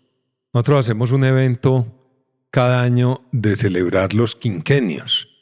En esta semana y la pasada hemos estado celebrando los quinquenios, que es las personas que cumplen 5 años, 10 años, 15 años. Eso lo hacemos cada año. Ya celebramos Bogotá, mañana vamos a celebrar Barranquilla y la próxima semana vamos a celebrar Buga, posteriormente Chile y México. Nosotros celebramos 40 años, gente trabajando 40 años en la compañía, 35 años, pero no 1 o 2, muchos. 25, 30 años, 20 años, 10 años. El equipo mío, Robert, el equipo directo de presidencia, el que menos tiempo lleva 4 años. Le sigue otro que lleva 6. Después de ese de 6, todos los otros, a excepción de uno, estaban cuando yo llegué. Y ese uno que no estaba, lo contraté al año de yo haber llegado. Entonces el equipo mío, por ejemplo, lleva trabajando conmigo en su gran mayoría 12 años y medio. 12 años y medio trabajando conmigo y siendo exitosos, no en su mismo cargo cada uno. Todos han evolucionado en sus cargos. Todos, tú vas y le preguntas a cualquiera de ellos si está contento trabajando aquí y te va a decir que está feliz de trabajar aquí, porque puede ejercer su liderazgo, porque puede ejercer su creatividad, porque se puede desarrollar como persona, cuidando a su familia, sin entregarle la vida entera al trabajo. ¿En qué hiciste durante la pandemia? ¿No tuviste que echar un montón de gente? No, mira, en pandemia, muy interesante esa pregunta tuya. A uno le parece que la pandemia fue hace mucho tiempo. Yo ayer me estaba poniendo una vacuna contra la influenza y ofrecían vacunas contra el COVID. Yo decía, increíble. Hace 1 año y medio, mayo del año 2021, no había vacunas en Colombia. Algunos tuvimos la fortuna de podernos poner la vacuna en otro país. Eso fue hace 1 año y medio. Entonces, ¿cómo asumimos nosotros esa pandemia? Bajo 3 valores fundamentales, 3 principios. Primero, cuidar la vida de todos nuestros colaboradores y sus familias. No se nos murió nadie, gracias a Dios. La cuidamos, invertimos en todos los mecanismos que íbamos aprendiendo del mundo del Ministerio de Salud para proteger a la gente. Invertimos en pruebas, invertimos en vacunas después con la ayuda de las cajas de compensación. Más de 2.500 colaboradores en 3 países. El segundo valor, el segundo principio, vamos a cuidar las comunidades donde operamos. Es decir, ayudémosle a las comunidades. Por ejemplo, ¿recuerdas que salió lo del gel?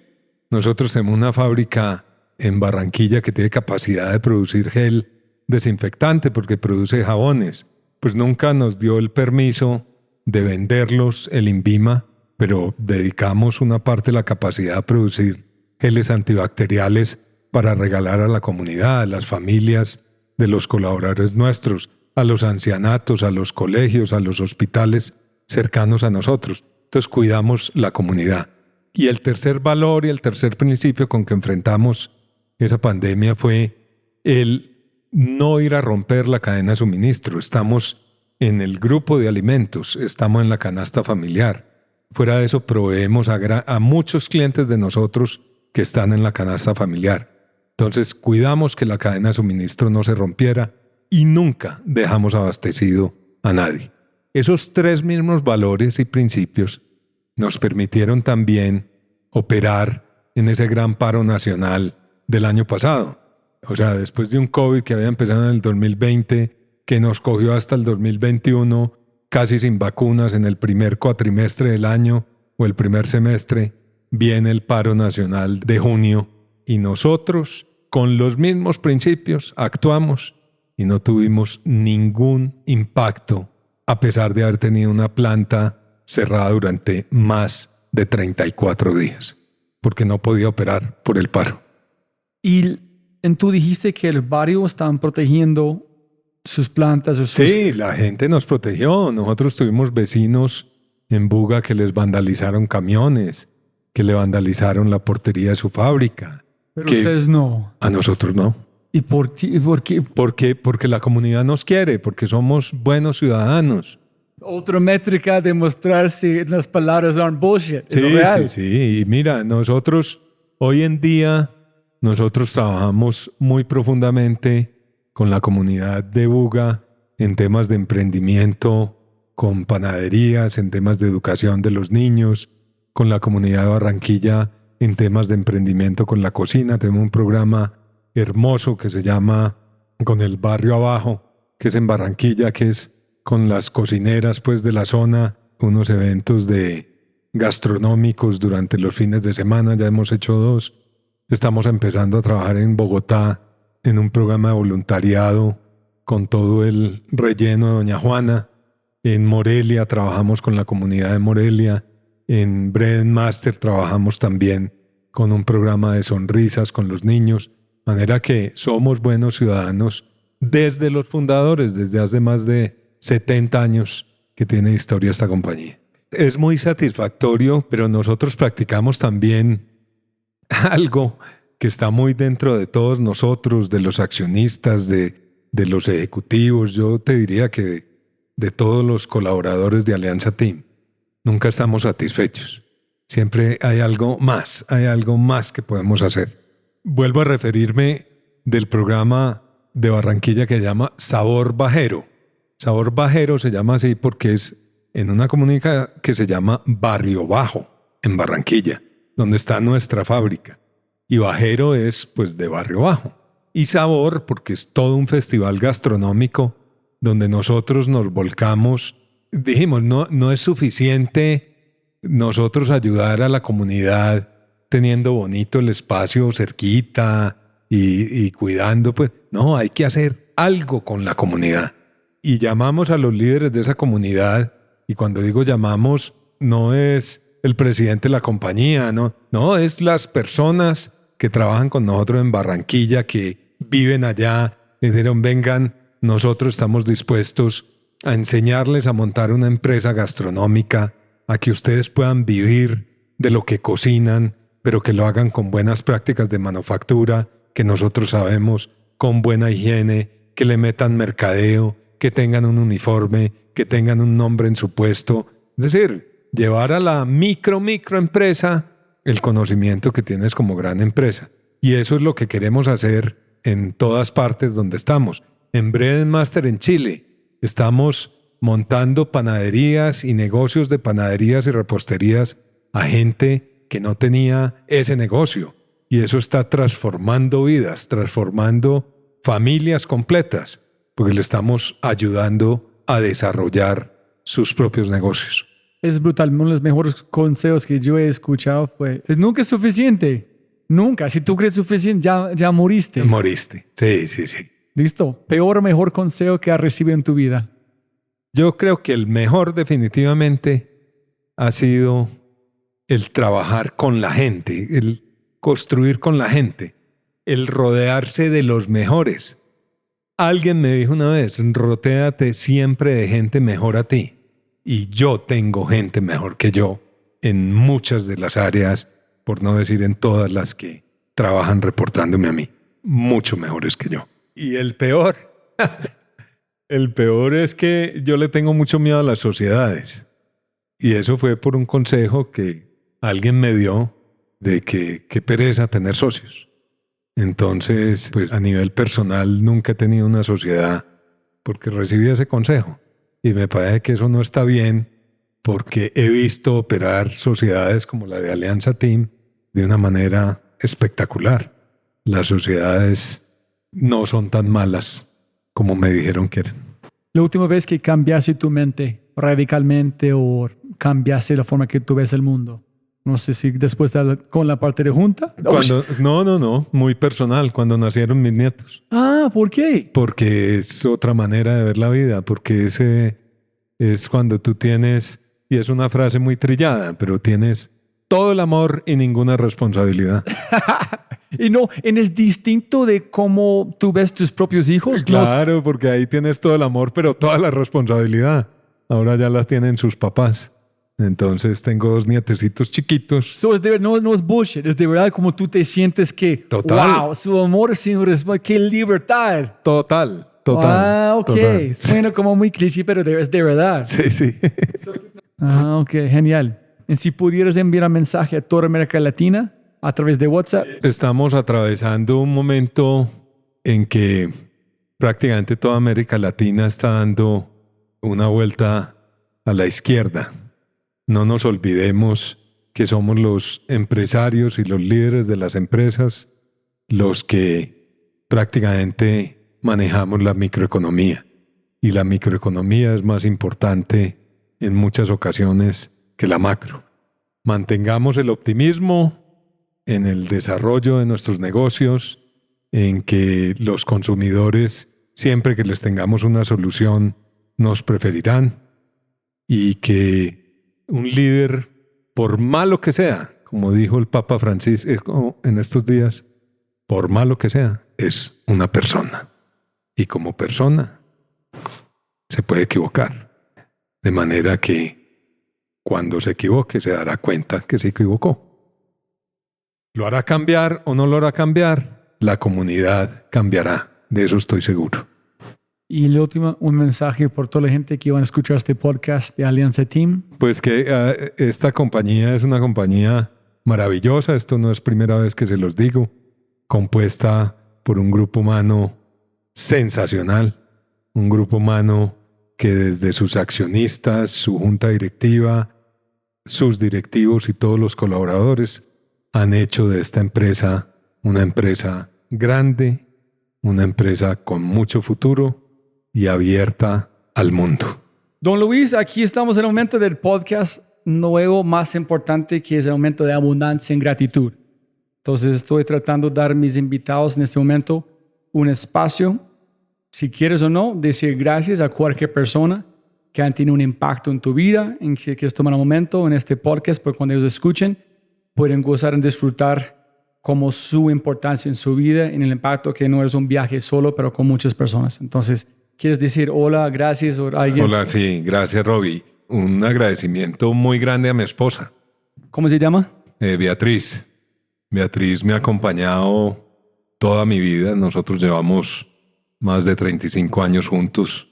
Ha sido impresionante el apoyo en diversas circunstancias de mi vida, en las transiciones laborales, en épocas en que he tenido que viajar muchísimo, en la crianza de la familia. Tengo también 3 hijos maravillosos, a los que también tengo que agradecerles porque me dan pues mucha felicidad, me han dado, digamos, mucha tranquilidad en cómo se formaron, en las personas que son. Ya hoy en día 2 nietos chiquiticos, entonces a mis hijas pues un agradecimiento enorme por traer esos bebés al mundo. Yo creo que ese es el agradecimiento fundamental a personas que hoy están acompañándome todos los días. Yo quiero preguntar algo aquí. Mi esposa es igual, demasiado importante. Es que cuando la gente habla de balance, yo creo que en palabras muy groseras como una mierda que no existe. El balance viene de mi esposa. Yo soy muy extremo con mi familia, ella es mi palanca. Sin ella yo no tengo balance. Yo necesito mi socio, mi esposa, mis hijas para darme el balance que es necesario. Pero ella igual con qué quiero hacer, viajando, todo, más que todos los trabajos que ella tiene en Bancolombia, etcétera, en su startup. Pero yo no sé a veces si ella entienden el nivel que que estoy tratando de hacer, pero el apoyo está allá. ¿Tu esposa entendía qué estás tratando de lograr en las empresas o no fue importante solamente que listo, no tengo que entender, pero voy a apoyarte? ¿Sí me entiendes la pregunta? No, totalmente. No. Beatriz entiende perfectamente en todo momento, digamos, de mi vida profesional en que estoy. Pues obviamente no conoce detalles pues que no tiene por qué conocer, pero digamos como que tiene ese sexto sentido que sabe cuándo debe intervenir y cuándo simplemente debe dejar que pase. Pero es eso cuando a uno le dicen va a consultar con la almohada, pues la almohada es la señora, la esposa. Y si uno tiene una buena esposa, como yo la tengo, pues consulta con ella muchas cosas, manteniendo pues obviamente los temas laborales confidenciales, pues como son, laborales confidenciales. Pero yo creo que una persona cuando lidera una organización necesita mucho ese balance que tú hablabas, y ese está en la casa, ese no está en ninguna otra parte. Está en la casa y está con la esposa, que es con la persona que no más tiempo pasa fuera del trabajo. Y hablan de un punto perfecto, trabajo. Yo trato con mis hijas, tienes que ir a Bogotá para trabajar. Yo trato de decir, no voy a trabajar. Voy a pasar tiempo con mi socio, voy a hablar con gente como Luis Alberto, voy a crecer, voy a aprender. Yo estoy haciendo lo que amo. Ese para mí no es trabajo, es solamente ejecutar algo más para mover un sueño o un proceso que yo tengo. ¿Tú platicas a sus hijos que están trabajando? ¿Ellos ven que vos trabajas o que tú estás ejecutando una pasión o profesión que se mueve? Qué buena pregunta esa. Yo creo que, a ver, primero como hemos hablado pues antes, yo disfruto tremendamente lo que hago. Pues se llama trabajo pues porque así es el lenguaje universal. Pero es decir, yo soy apasionado por lo que hago, para mí es una diversión, me pagan por hacerlo, lo disfruto y eso es lo que ven mis hijos. O sea, mis hijos me ven levantarme a las 3:30 de la mañana para coger un avión, a las 5:30 de la mañana para ir a alguna parte en el mundo o aquí en Colombia. Dicen, pero tan raro, ¿por qué no coge un avión a las 9? No. Saben que a mí me gusta coger el avión de las 6 de la mañana porque disfruto, porque quiero tener tiempo.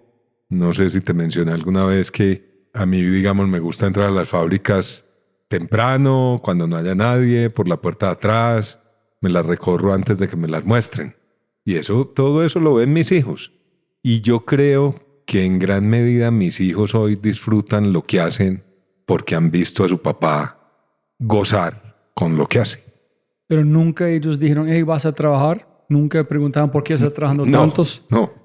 Entonces la energía fue obvio que ese no es trabajo. Pues la verdad no sé cómo contestarte, pero nunca me llegaban a preguntar, ¿vas a ir a trabajar hoy?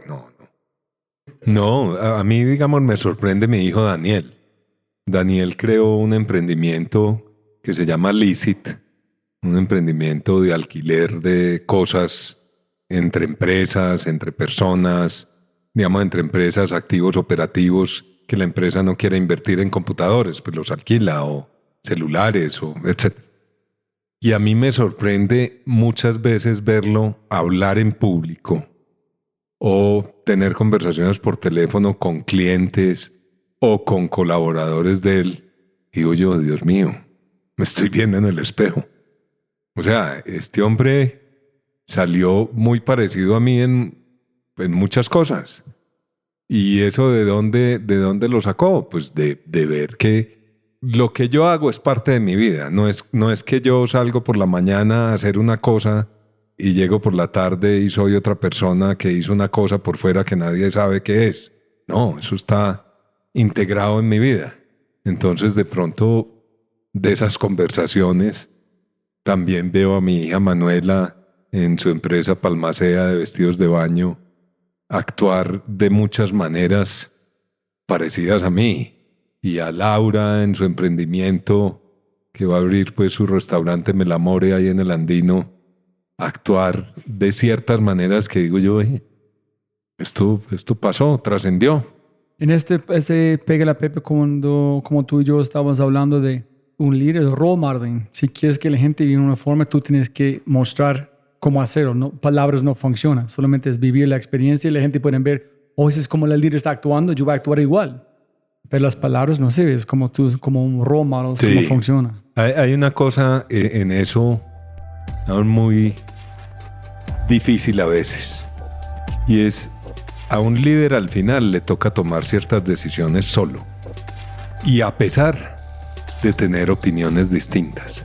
Pero es muy importante que un líder recoja esas opiniones para poder fortalecer o negar su propia decisión. Y cuando toma la decisión, aún en contra del pensamiento de sus liderados, es difícil. Pero si eso lo hace reconociendo el aporte que esos liderados o esos colaboradores hacen a su toma de decisión, eso es poderosísimo. Poderosísimo porque logra montar en las ideas y en la ejecución de las ideas contrarios iniciales que se vuelven aliados incondicionales. Listo, Luis, increíble ese momento de gratitud y abundancia. Muchas gracias. Listo, obviamente siempre para ganar más plata, no más tiempo. Muchas gracias, hermano, muchas gracias. Muchas gracias a ti, Robbie.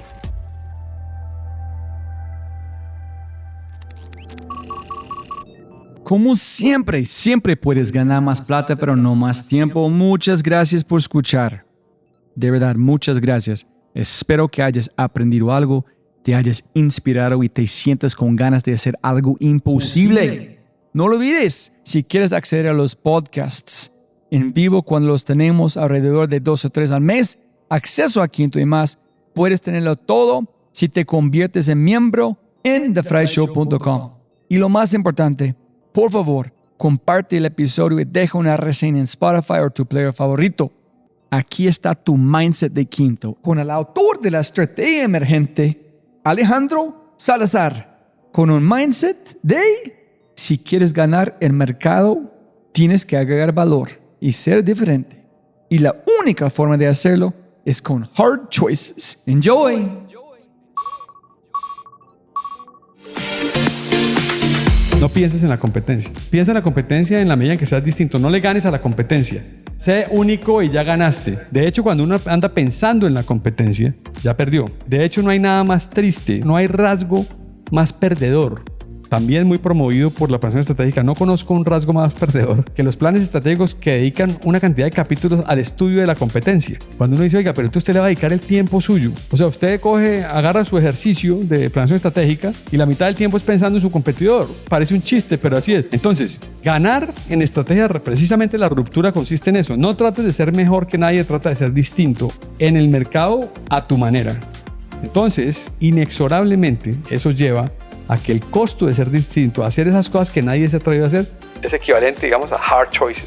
Tú ves que todas las compañías ganadoras, ya te puse el ejemplo de Apple, si quieres piensa tú en un par de compañías ganadoras y pensamos conjuntamente cuáles son los hard choices, pero no hay ninguna compañía ganadora que no sea construida acerca de hard choices, que no sea, cierto, que no sea única en el mercado a través de hard choices. A veces lo son de una forma pues medio trágica. Te pongo un ejemplo. Una petrolera nacional como Ecopetrol pues termina siendo única pues porque es medio monopólica, es dueña de la mayoría de los pozos, dueña de la mayoría de los oleoductos. Entonces tú dirías, bueno, no es bonito el proceso, se llama un monopolio. Pues no hay nada más único que un monopolio. Esto no es un juicio moral. Un monopolio tiende a ser único. Cuando a ti te dan un monopolio en un territorio, pues eres único en ese territorio. Por eso ganas. Ganar no quiere decir que seas inteligente ni merecido, quiere decir que eres distinto. Hay gente que lo es, cierto, hay gente que es distinta a base de que tiene un monopolio. Pero en general, la forma de verlo es construye una posición única en el mercado. Hazte único en el mercado, labrando esa posición a través de hard choices. ¿Y por qué te hace único? Pues hombre, te hace único porque si los choices son difíciles, imitarlos no hace mucho sentido. O sea, no hace mucho sentido que tú llegues tardíamente a hacer una cosa muy distinta que hizo otro. Entonces, eso inhibe la imitación. Por eso es que el choice está en la esencia de la estrategia. Si disfrutaste este audio, mira lo que las empresas están haciendo para inspirar, medir y crecer los aspectos más importantes de su cultura. Mindsets extraordinarios de personas extraordinarias en las manos y oídos de miles. Solo toma un minuto para cambiar tu vida. Quinto.ai. www.kinnto.ai. Quinto. Siempre puedes ganar más plata, pero no más tiempo. Chau, chau, chau, chau.